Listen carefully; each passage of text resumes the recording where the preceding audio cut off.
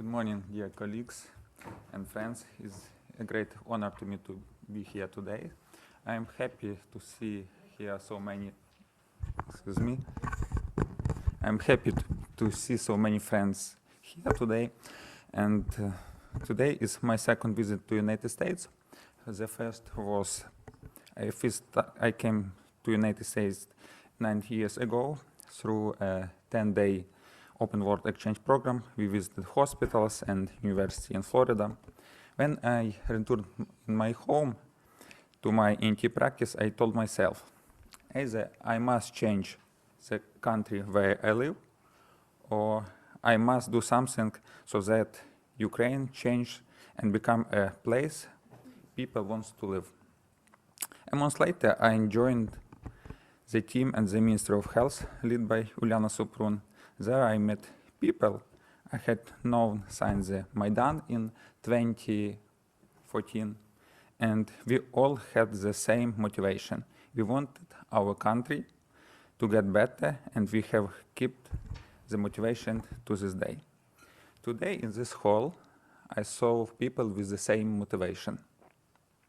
You wanted Ukraine to become better, but you are better than us because you lived in the most powerful country in the world, but you still give your time and efforts to help Ukraine.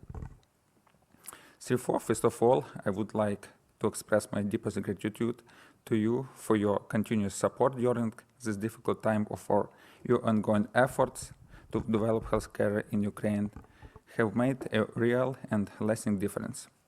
I wrote my remarks for the first time in 9 years. I prepared like this, and I apologize for my pronunciation because I might mix up to words that sound very similar in English, like sheep and ship. So I'll read my speech. Okay. History shows that war accelerates medical progress. The same happened in Ukraine. We had to change quickly and base decisions on the real needs of the front. We haven't changed everything yet. We are moving toward a new services architecture. We lack clear pathways, some segments are overloaded, and quality is uneven. The patient care is organized as a continuous pathway, starting from the initial presentation and stabilization through specialized treatment and onto rehabilitation. Along this pathway, we were able to identify the key challenges at each stage and focus our efforts on addressing them. To achieve this, we followed 3 main principles. First of all, time is crucial. Every minute between injury and the first qualified medical aid can determine survival and long-term outcomes. For the most severe patients, our goal is to bring the specialized care they need as close to them as possible. The second principle is coordinated triage. Decision-making for patients with severe trauma should not rely on conventional bureaucratic referral scheme. Instead, patients should be direct straight to the hospitals that have the capacity and resources to manage their specific condition. The third principle in standards and data. And this concept is fairly new to Ukraine. We aim to implement standardized protocols and algorithms and to build patient registries so that the quality of care becomes consistent and no longer depends on chance. This approach will help us identify weaknesses, scale up best practices, and continuously improve the system. I would like to share some examples of solutions that we have managed to implement. Let's start with the blood transfusion at the pre-hospital level. US data shows that 24% of all pre-hospital deaths were potentially survivable, and 90% of them were caused by acute hemorrhaging. Ukraine hasn't yet completed update war mortality reviews, but the signal is clear. Uncontrolled bleeding is the leading preventable cause of death. Logic: resuscitation should start at the point of injury, hence whole blood transfusion begins in the field, before hospital care. This is experience of the United States and Norway. Where we changed, what we changed like the Minister of Health and Government. In 2022, national pre-hospital standard that explicitly allows transfusion before hospital. 2023, permission for trained combat medics without a formal medical degree to transfuse, expanded training network, supply chain. Civilian blood services provide near-front availability of blood and components. In practice, when evacuation is suspended, blood goes to the patient.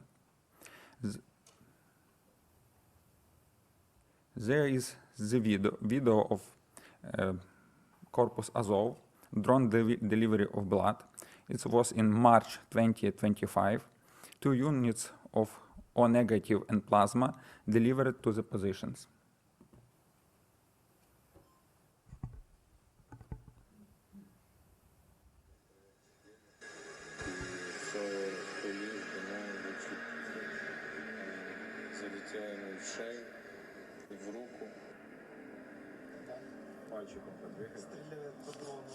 Our defenders was injured in the neck, and without blood they will not be survived. And only these efforts from these guys give them survival.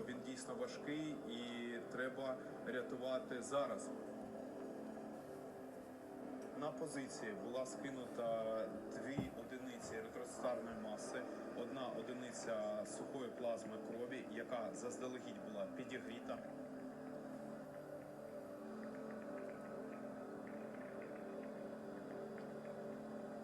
This is plasma and blood. Всі інструменти для маніпуляції я в обшукі провів перевіряв.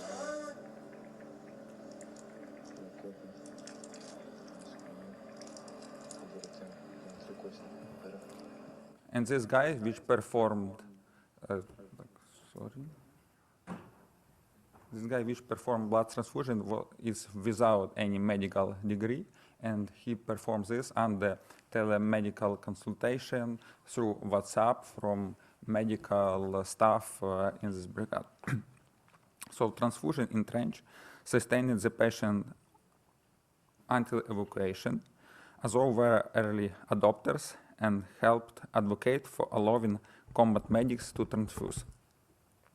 Ministry of Health role is a legal framework, training standards, and integration of the civilian blood system with military structures, so that pre-hospital transfusion becomes standards where it saves lives.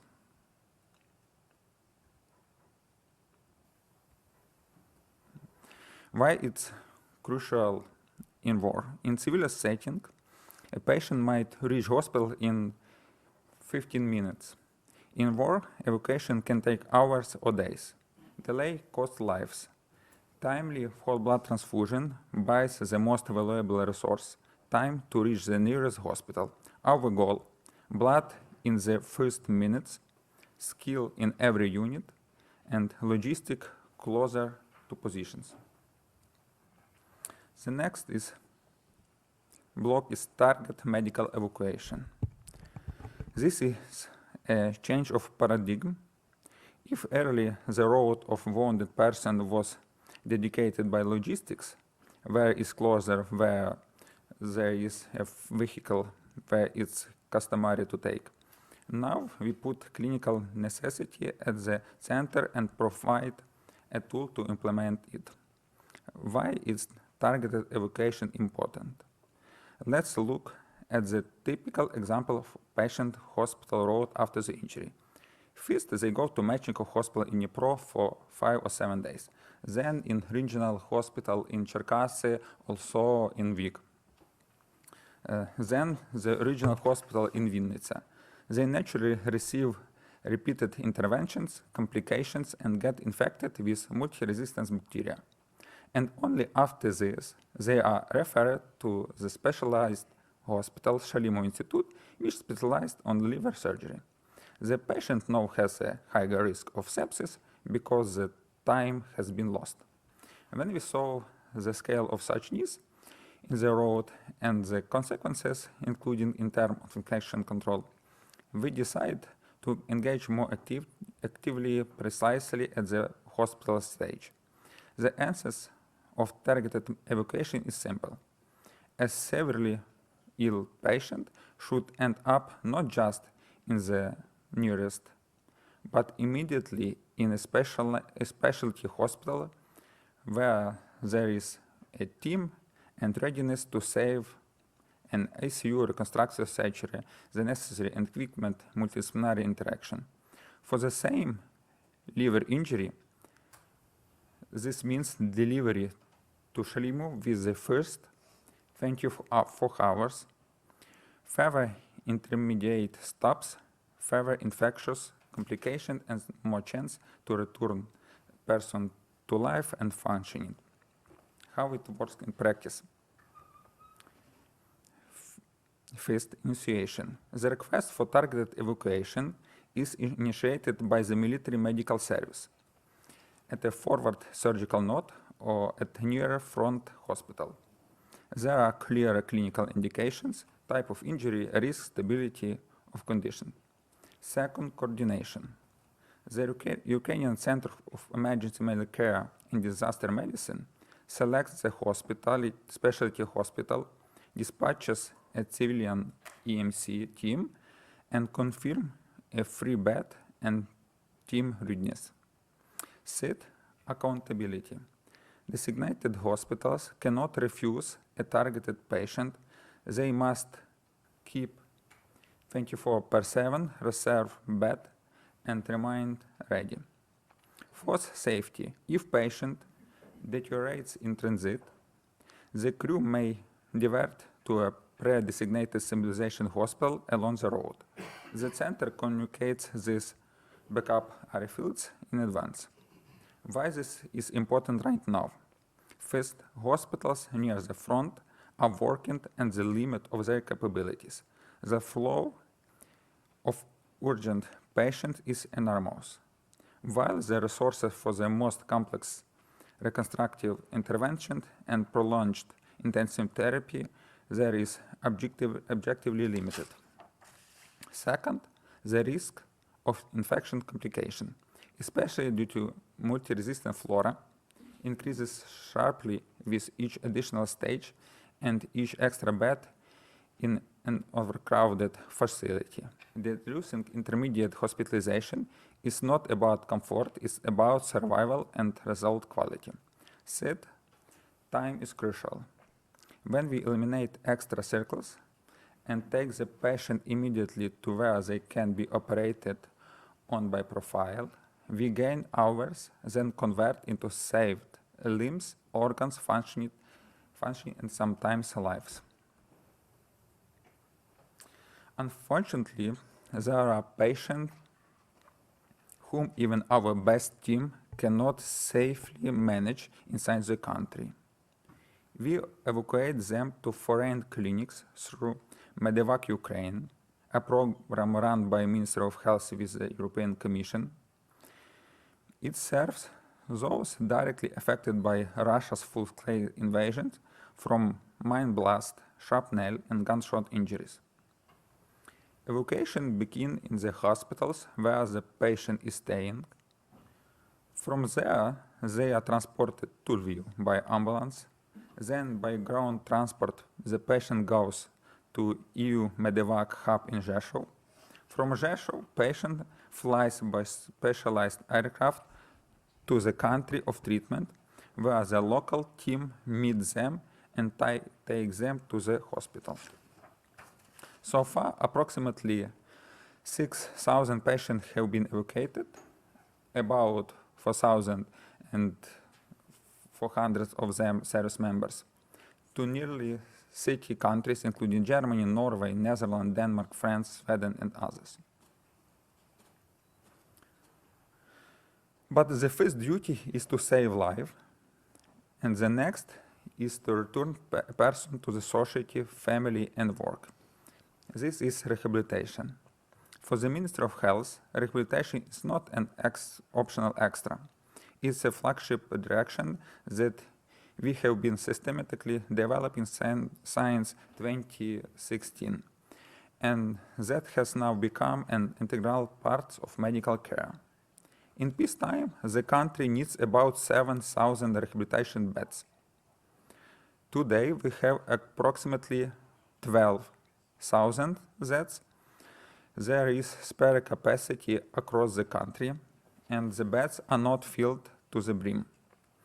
At the same time, the strongest departments are overloaded because everyone wants rehabilitation specifically there. The conclusion is obvious. The problem is not square meters, but quality of care. Our strategy is not to build separate rehabilitation center for the sake of single board, but to raise the level in existing department, to invest in people, standards, mentorship, simulation, and clinical training, short internship and exchange.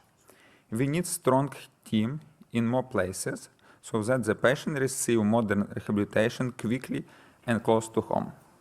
We are deliberately building capacity in the conditions that drive the main demand: strokes, orthopedic lesions, as well as what the war has made a daily reality: traumatic brain and spinal cord injuries, multiple amputation, complex orthopedics damage, speech and cognitive disorders.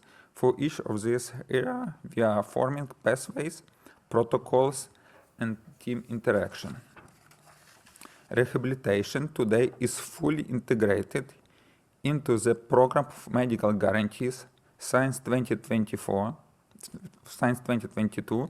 The National Health Service of Ukraine has paid for inpatient and outpatient rehabilitation. The separate package operates for early rehabilitation of infants. This means hospitals have a clear payment model and patients have guarantees access to service without additional payment. Colleagues, at this stage, I want to clearly formulate our request to the professional community and partners. We are building a continuum of care from the battlefield to recovery, and we need allies to close critical gaps. The first is mild traumatic brain injury. This is among the most common combat injuries. Around 80% of TBI are mild, often blast-related, and too often missed. The problem is not only quantity, it's often underestimated. There is no striking wound, but there are long-term cognitive, behavioral, and sensory consequences. We ask for help building a network of mild TBI centers inside our rehab system, training optometrists, neuropsychologists, sleep specialists, and other specialists. The next is pain. We have already begun developing our national pain management program, and there will be a separate discussion about it today. At the same time, we need to keep the work going, improve team training, launch acute pain service in hospitals, provide equipment supply, and sustain mentorship in interventional analgesia. The next is infection control and multi-drug resistant infections. Evacuation routes are long. Sometimes a wounded person passed through 5-7 facilities. The seams between stages are most vulnerable to colonization and infectious complication. Partners who treated our patient via Medevac confirm the depth of the problem. Our request is specialized courses in IPC-EMR, help is setting up rapid microbiology, and contact precaution. The next is burn. Burn capacity is limited. We create national standards and have growing teams, but very deep or extensive burns still exceed in country capacity. So the most severe cases are referred to the facilities abroad. We will discuss this in more details tomorrow. We still need mentorship for core teams, targeted training, scholarship exchange, and help with educational materials. The next is trauma overall. First of all, scaling training. We need a leap in trauma care quality at every level. We need help to increase the volume of the training in trauma management so that later we will be able to make it mandatory. Our request is partnership for mass ATLS-like courses, TCCC, assistance in training in battlefield transfusion, damage control resuscitation, damage control surgery, ultrasound in trauma, and for building simulation centers and an instructors core in Ukraine. Separately, in the context of targeted evacuation, we need training for EMC crews to handle long-distance transport or severe ill patients. The number of such patient-trained crew is our limited factor.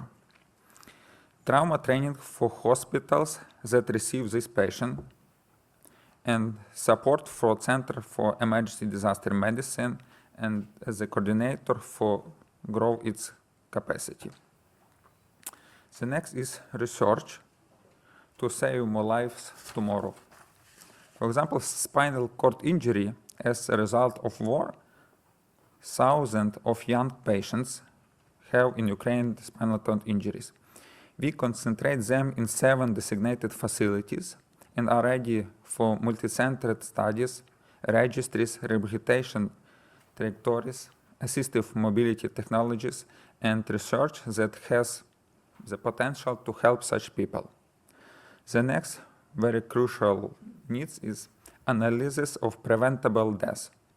We are ready to jointly launch a research project with a methodology that allow us to determine whether death was preventable, to combine trauma data with utilized data from the Bureau of Forensic Examination when it's ethically and legally permissible, to see the bottleneck of care and close them with solutions, not assumption. Ukraine pays a high price, including the lives of our defenders, and our moral duty is to turn every lessons and every loss into knowledge, protocols, and trained teams. Thank you everyone who already helped in Ukraine for trauma care training, for damage control surgery, from the first years of the war, for support in burn treatment, for advancing pain management services, for training reconstructive surgeons and organization medical mission to Ukraine, for the many humanitarian supplies, and for arranging exchange internship in the United States hospitals for Ukrainian doctors. But we need this support to continue and grow. And thank you everyone who is ready to join this work. Together, we will not only improve treatment outcomes in Ukraine, but researching and analyzing the Ukrainian experience, we will reduce human losses wherever blood is shed and be better prepared to save lives in the future. And let's keep for many years the spirit and motivation that we have today. Thank you.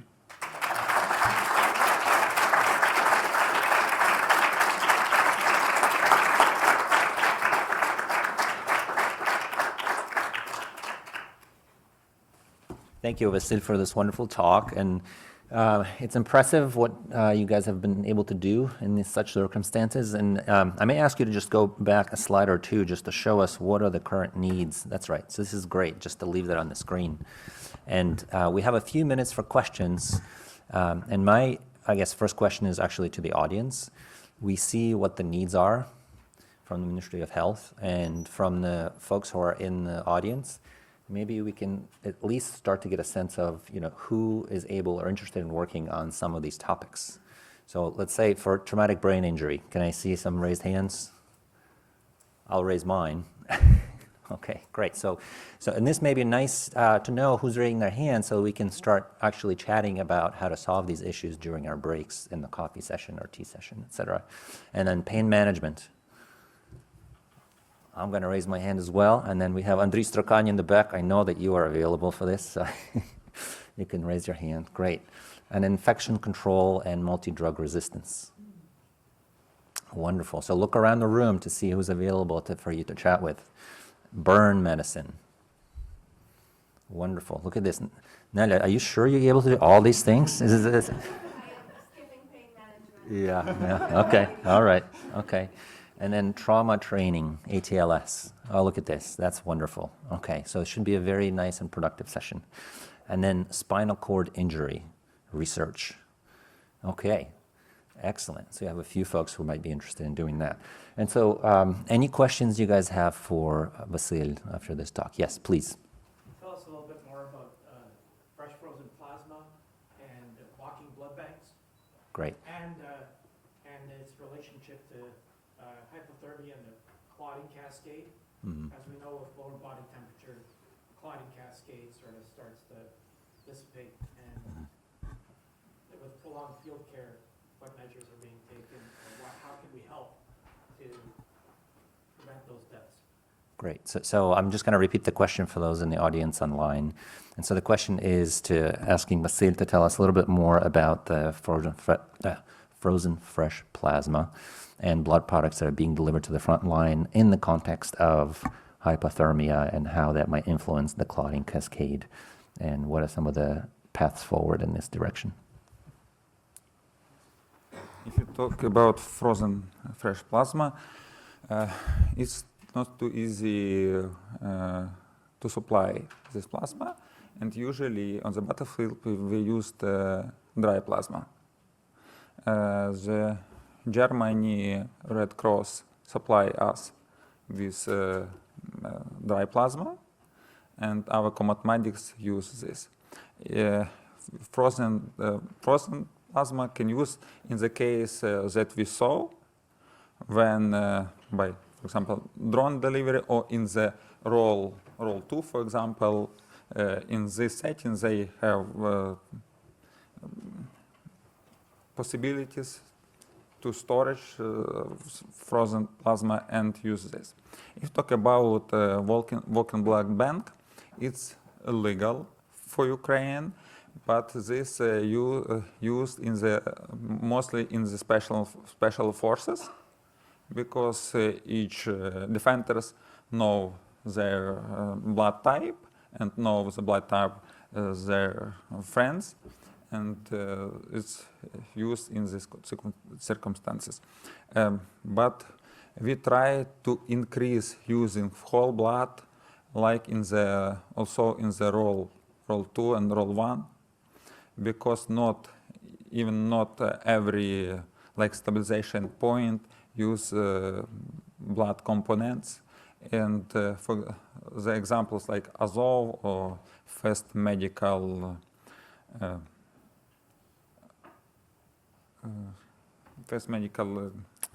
unit, I think, yeah. Also the other progressive brigades used whole blood, and not only whole blood, but like blood components. But if we compare different brigades or corps, we saw that in some brigades the supply of blood is very high, but in other brigades, in the same circumstance, they ask us for about a low amount of the blood. So we should standardize this approach. And the next question was about Hypothermia and the prolonged evacuation. Oh, it's problem. When also our friends analyzed the cause by death, they saw that even not so severe hemorrhage combined with hypothermia cost due in the to this. It's problem, but there we need additional like supply in some heater in the center. Thank you very much for your talk. For a lot of us, we're aware of funding opportunities from MTech and various things to try and contribute. Mm-hmm. If those sorts of extramural routes are unsuccessful, but the organisation still has resources, how do we actually, I appreciate step one is turning up today, Mm-hmm. but how do we communicate what we can contribute Mhm. to yourselves? Okay.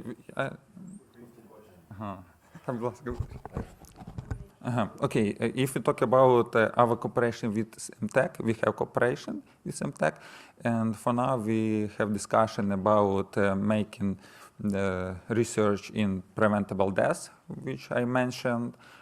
We want to establish like a consortium to do research in our Bureau of Forensic Medicine, and we try to identify which is how we can manage with the preventable death, which injuries goes to the preventable death, and etc. And also we have some other like research project in MTech, but it's different. For example, Pan Brezuk have project with MTech, I think, and some in mental health. Like trauma registry, it's just like a small project in the 4 or 3 facilities funded by MTech, which try to gather data in trauma. But How can we, is there a centralized way where one can communicate and say, we have these resources, they are at your disposal, or, how can we help? we can like also establish consortium, for example, Harvard, Brigham, and some NGOs, together with Ukrainian side, and with support of the Ministry of Health. We, like as the Ministry of Health, we can approve that what is our priorities, what we need, and go to the, in this case, to the U.S. government about tech funding. Yeah, I have kind of an administrative question to you. Trauma partnership in Mass, ATLS and TCC. So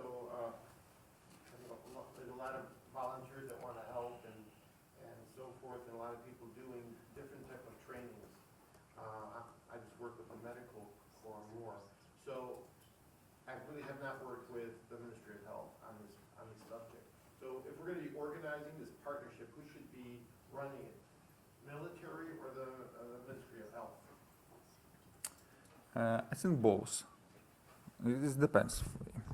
On my opinion, everything what can be done by the civilian system should be done by civilian system. If you talk about ATLS, we need ATLS not only for military guys, but for all system. And our civilian doctors, they today they are civilian doctors. Tomorrow they will be military doctors. And we work like in the unified medical space. And for example, more than 85% of wounded soldiers receive treatment in the civilian system. So I don't divide this for like for civil. Yes, we have tight, good coordination with the military. Really work like one team.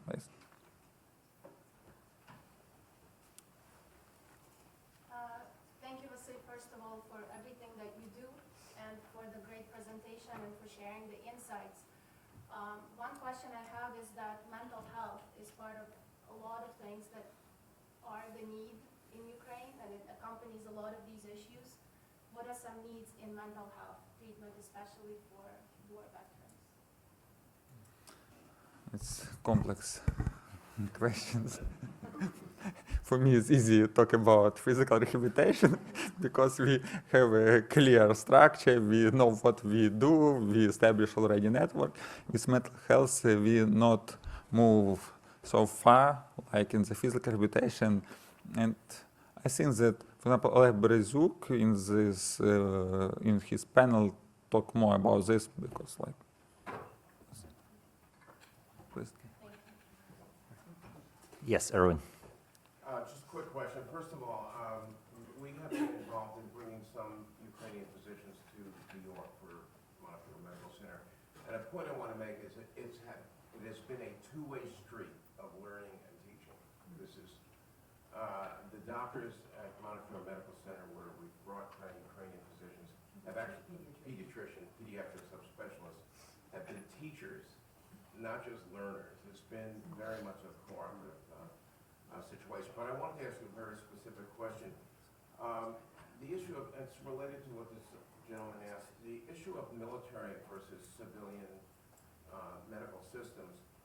When there's fighting in, well, highly populated areas, and civilians come, into the sort of line of sight of the military positions, does the military system accommodate the management of civilian injuries, for example, as much as the military troops? Yes. For example, if we talk about city directly in the front line, the military doctors accommodate both, Okay. and civilian and military personnel.